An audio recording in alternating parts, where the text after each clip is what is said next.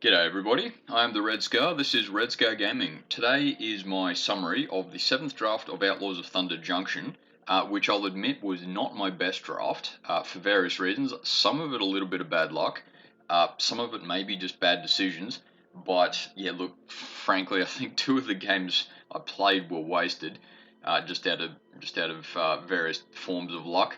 But yeah, anyway, let's do the summary as per normal, and hopefully we can learn from this, you and me. Requisition Raid, I think, is generally a good card, though in this particular draft, I didn't get much use out of it.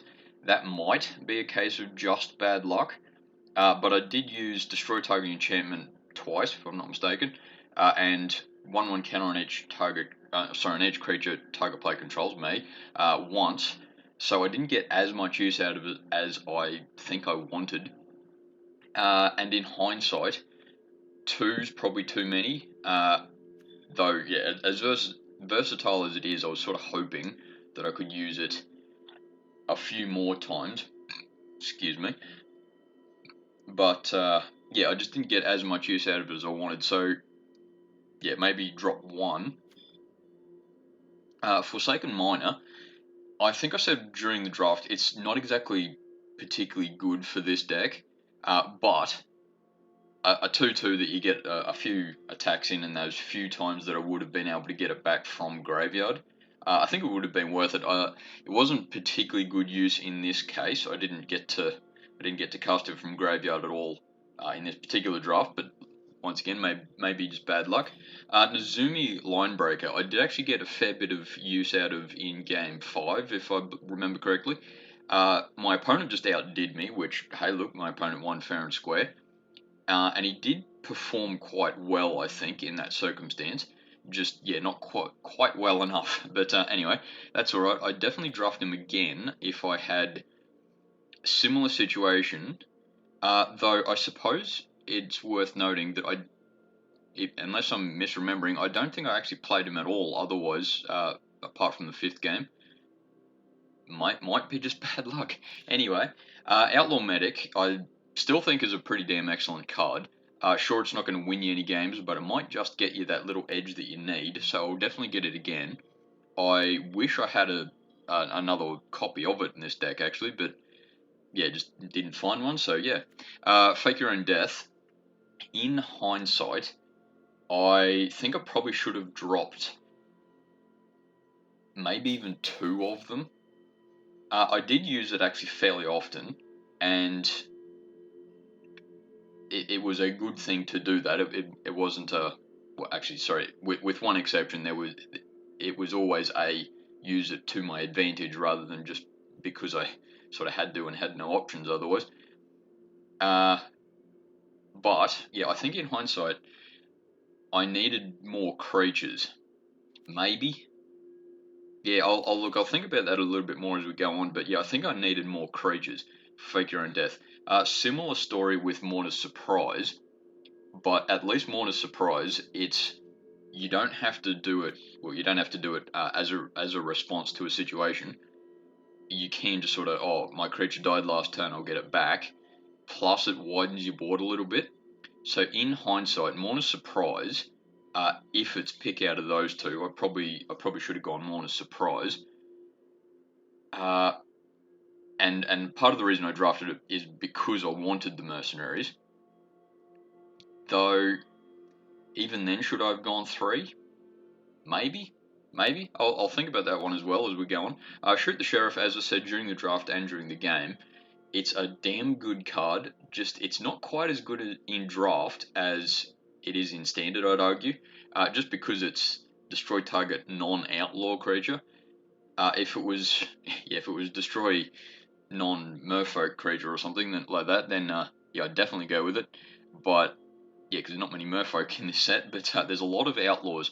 So Shoot the Sheriff isn't amazing, though I did still get pretty good use out of it, so I'm not complaining about it. I'd go with it again, but I think it was, oh look, I probably got the number wrong, but like draft 3 or 4, that I actually ended up drafting like 3 or 4 of those. So yeah, and I certainly didn't get good use out of them in that particular draft. So yeah, I stand by that. You probably shouldn't take too many of them. One or 2 is fine, but yeah, no more than that. Magda the Horde Master, didn't get to play her at all. Sorry, no, I think I did get to play her once, but it was basically just as a chump blocker. So, look, didn't get good use out of her in that sense. So yeah, I can't really speak intelligently about her. I think as far as construction of this deck goes, with the power of hindsight, I should have taken red out, maybe, but I'll think about that as we go. Mind Raider, I did actually get pretty consistent use out of its ETB trigger, though I didn't actually use the treasure often, or well is probably the better way to phrase it, because I don't, like, I'm a pretty low mana curve with this deck anyway, so I don't actually need much mana, and without thinking too much about it, you would only need the treasure to go, just rough situation, you go turn 3 Mind Raider, turn 4, you play a 4th land and cast, I don't know, a 4 mana cost and a 2 mana cost something. So it does help, but you do have to be able to press that advantage. And I think, and yeah, that's just the situation I'm thinking of, but a situation like that, I probably should have relied a bit more on aggro, which Mind Raider is sort of meant for, being trample as well. But yeah, I just didn't do it this time. So yeah, I may be standing by, I should have just dropped red. At Knife Point is, yeah, a good card. If I was going to keep any red cards, I suppose at Knife Point's the one to keep, because it does help your outlaws. But yeah, I just didn't quite have enough use out of outlaws in general. Though, just remind me, how many outlaws did I actually have? Would have been mercenary, warlock. Yeah, I suppose with the power of hindsight, I didn't have the. Yeah, I'm just checking here. It's assassin, mercenary, pirate, rogue, warlock. Yeah, I didn't actually have all that many outlaws, though I was generating a fair few mercenary tokens. So I suppose, yeah, it's not the best choice, and I probably should have dropped at the Knife Point along with all the rest of the red cards, maybe. But yeah, look, feel free to tell me off or agree with me there.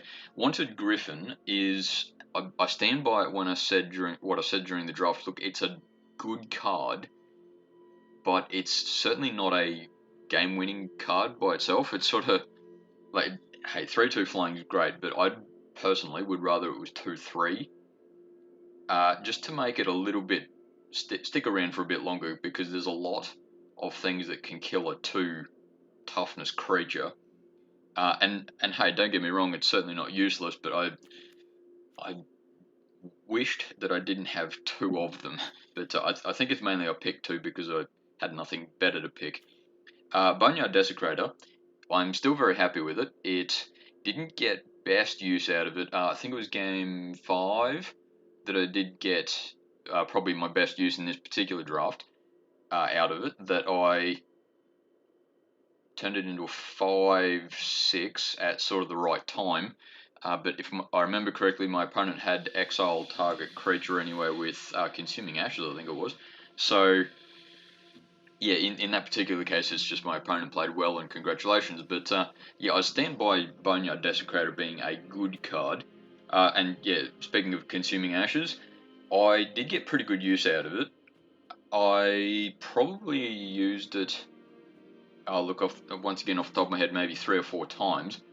But the times that I did use them, I think I used pretty effectively. It is certainly a good card and removes basically everything.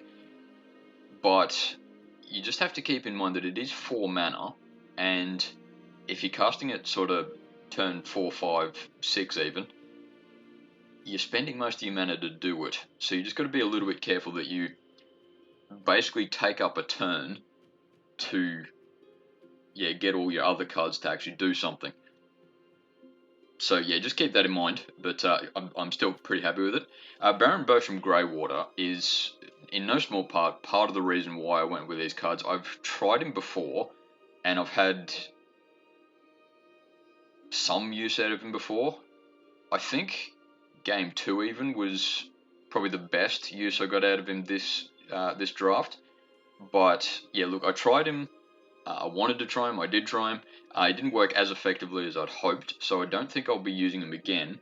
If I happen to get something that look just happens to be a bit heavy on tokens again, then I might grab him. But yeah, he'll have to be sort of those colors, or even if I'm a bit heavy on artifacts, I suppose, because he's still got that activated ability. But yeah, look, I'm not going to hold my breath for it, so I'm not disappointed. Just my choices might have cost me that one. Still a fan of Conduit Pylons. Sure, it never wins you the game, but it does help. And Abraded Bluffs, I think is a good choice, but yeah, I stand by it. I probably shouldn't have gone with red, so in that situation, I didn't need it. But I mean, all other choices aside, Abraded Bluffs is good, I think. As far as my other picks, Armored Armadillo, I said during the draft that I might just need that one defensive creature, but I did also say something like that if it works, but if it doesn't, it doesn't. So, but I think in this situation, because I've got, what is it, 1, 2, 3, 4.5 creatures on 4 mana cost, it's actually probably a good idea to go Armored Armadillo because you've got that 4 mana, that okay, you don't have to spend it, but if you got nothing else to spend 4 mana on, you may as well. And plus the Ward 1 can be useful. So yeah, maybe in hindsight I should have grabbed him, especially if I'm getting rid of these red cards. But I'll think about that as I go along.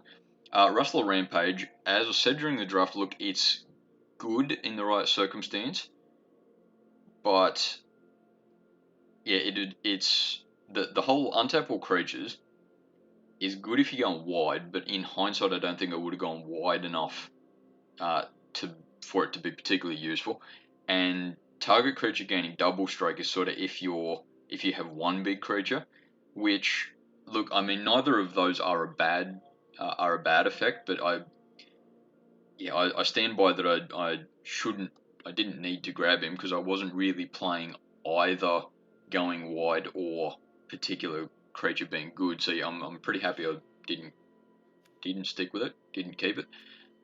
Steer Clear, still an effective card. I've seen it used pretty damn effectively in some other situations.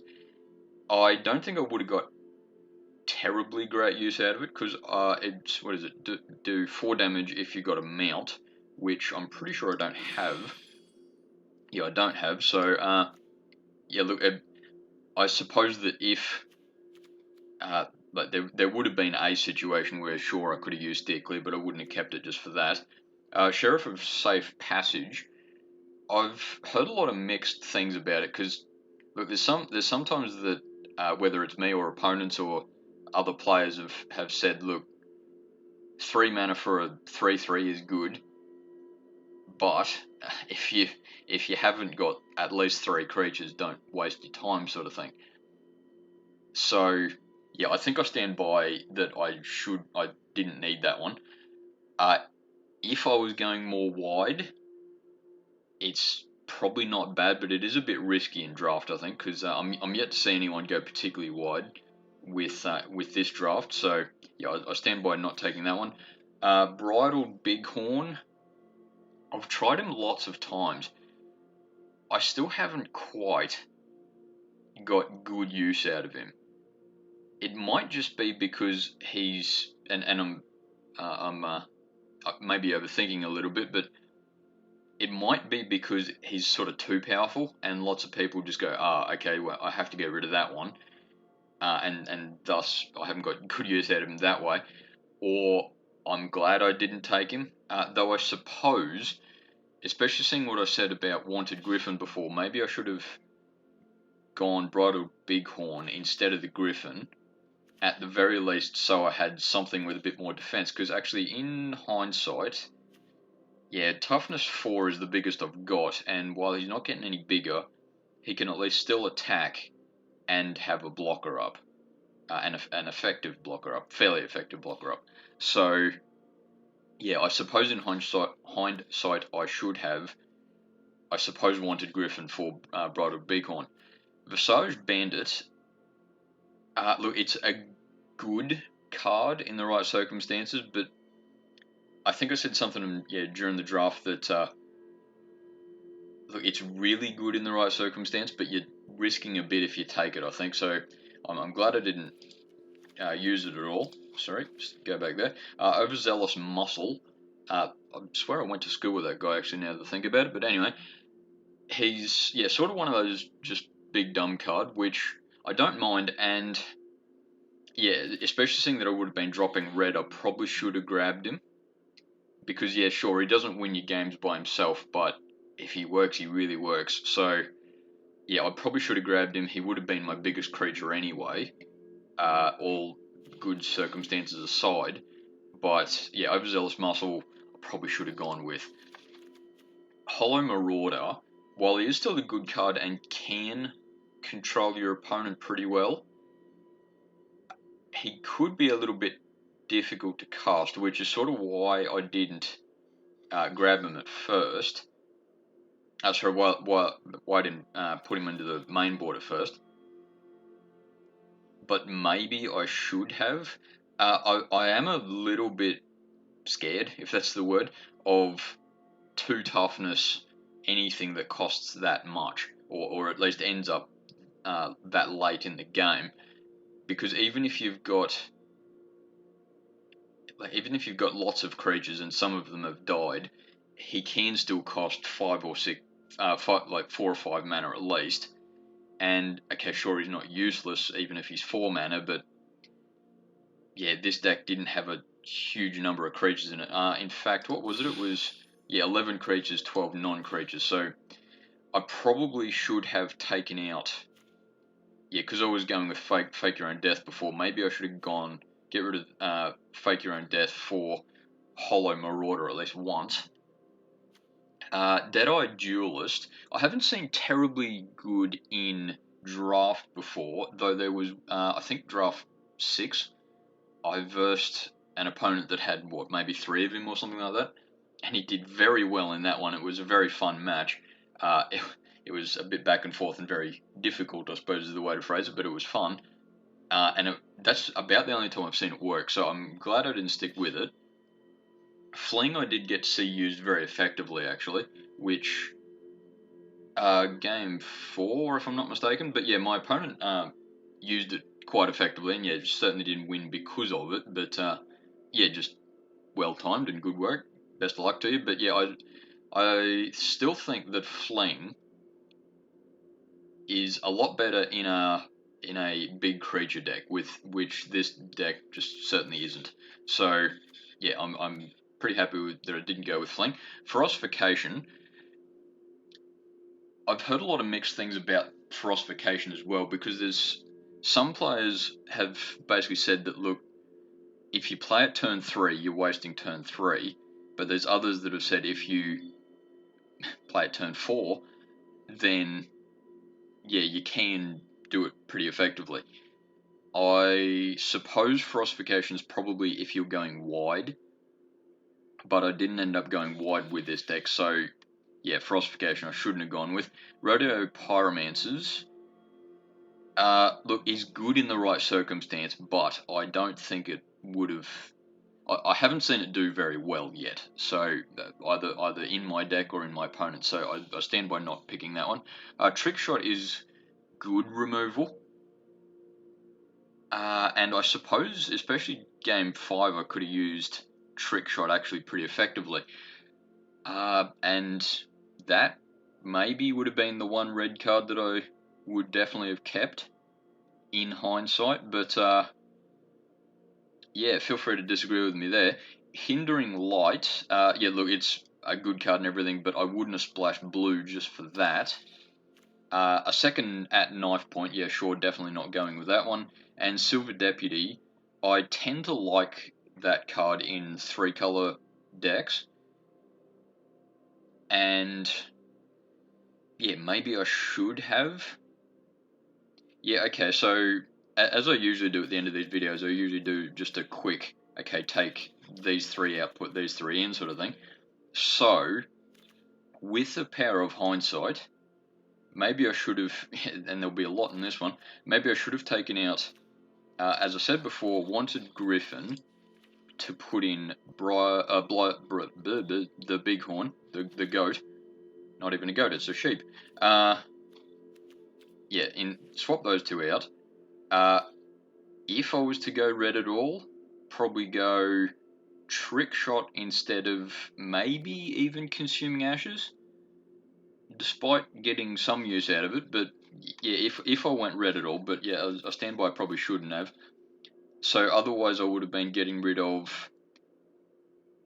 Look, off the top of my head, I'm going to get rid of all of Fake Your Own Death, but I probably should have gone get one Mourner's Surprise and 2 Fake Your Own Death. So yeah, that's 3 cards. So put in Hollow Marauder, Overzealous Muscle, and Armored Armadillo instead of the red cards, basically. So instead of those 3 cards, rather. Yeah, so I'm taking out 6 cards though, including one, not including one to Griffin. Yeah. So with that sort of hindsight in there, I actually, maybe just really drafted badly. I hope, I hope that it's just because I got bad luck and I did my best. And thanks for watching. But yeah, I suppose that I just did very badly, and partly because I'm saying I did very badly, and you're partly here to just learn from my mistakes. Why did I do so badly? So looking at the curve, I had very few creatures. Like I could pretty consistently turn 1 a creature. Turn 2 and 3 not so much. Turn 4 I could definitely, at least percentage wise. But all in all, I was relying a bit too much on 2 mana cost, essentially stop creature from dying or staying in the graveyard, whatever the situation is. Faker and Death has its moments, but Mourner's Surprise is a bit more dependable. You choose which one you prefer. Yeah, I have not done terribly well drafting with Outlaws of Thunder Junction, but hey, I stand by that, and you're partly here to learn from me and uh, be entertained by my bad jokes, which are about as terrible as the paper that I'm looking at. But anyway, yeah, thanks for watching. See you next time, hopefully in a more successful draft.